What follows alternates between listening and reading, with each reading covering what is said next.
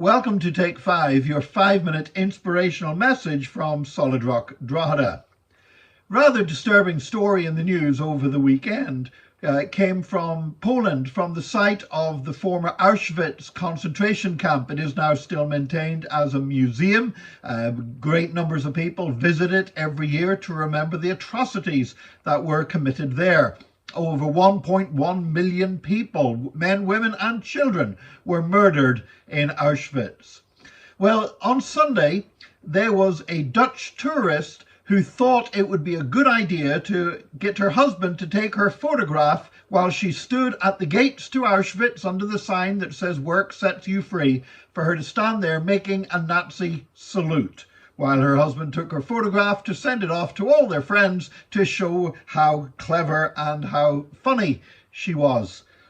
She was arrested and fined an undisclosed amount, but other people have actually been sent to prison for doing similar things at the Auschwitz memorial site. Now, this was not two teenagers. The woman was 29 years old. Her husband was 30 years old. Both of them well old enough to know better than to do something so insensitive and cruel and foolish. Sadly, there are people who seem to think that the slaughter of 6 million people is something to poke fun at and make jokes about. Last year, during the riot at the US Capitol, when people tried to overturn the results of the US election, there were photographs of one of the protesters outside the Capitol building and inside, wearing a hoodie that said Camp Auschwitz on the front of it, a parody of hoodies that are made for youth that attend summer camps in the United States. And on the back of his hoodie, it said staff. Now, this guy, he's also been arrested for his role in the riot that day. But you know what? Within hours of his picture appearing in media reports, there were websites selling a similarly designed hoodie online and even using this guy's photograph in their sales advertising. Now, deliberately trying to offend, to hurt, to wound other people is something that certainly nobody should be involved in, but particularly anyone that would claim to be a Christian. Now, I know that today it's very popular to rail against political correctness and to say people need to get over themselves. They need to stop getting so offended. And certainly we should not get offended simply because, for example, somebody holds different views to us. I remember speaking on a national radio station about this a number of years ago because the Church of England had basically put an advert on in cinemas promoting the Lord's Prayer, and people were protesting and saying that they were offended by this.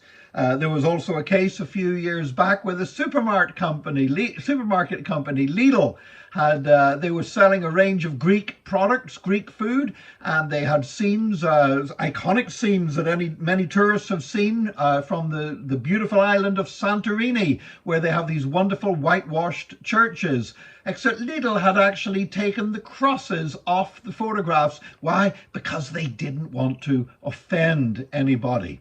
Now, the fact is, if somebody is offended because you have a different religious belief to them, then that is nonsense. You don't need to protect them against that offense. The fact is that we all have different views, and sometimes we might even get offended at the views of other people, religious views of other people.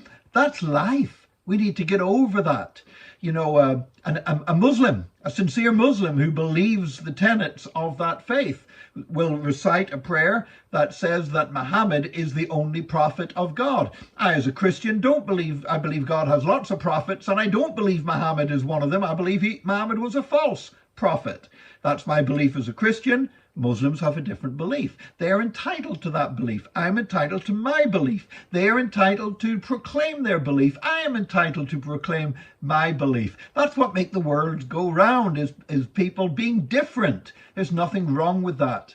But I think what happened at Auschwitz last Sunday, on somebody wearing a Camp Auschwitz hoodie, it's not about political correctness. It is about somebody who is cruel enough to take something as sensitive as the murder of many people, including innocent children, and try to make a joke out of it and have a laugh about it, to deliberately wound and to deliberately hurt other people. Now, whether there are laws or not in each country against such actions, we should have nothing to do with it. Sometimes I see Christians, even on social media, being deliberately unkind, deliberately offensive, not because they're just expressing a different viewpoint, but because they sincerely want to hurt other people and wound other people and anger and troll other people. And that should not be part of our lives as Christians. Yes, we have our beliefs and we should stand for our beliefs and we should speak our beliefs out, but we have no business deliberately trying to antagonize others. I don't know if the Dutch woman at Auschwitz would claim any religious faith. I don't know if that chap at the Capitol building during that riot would claim any religious faith while he was wearing that offensive hoodie. But I pray that anyone who would own the cause of Jesus Christ and bear his name, I pray that we would not be in the business of deliberately offending other people simply to cause gratuitous insults and offense. May God help us to recognize that being kind is a fruit of the Holy Spirit. And may God bless you this day. Join us again tomorrow for another Take 5, your 5-minute inspirational message from Solid Rock Drogheda.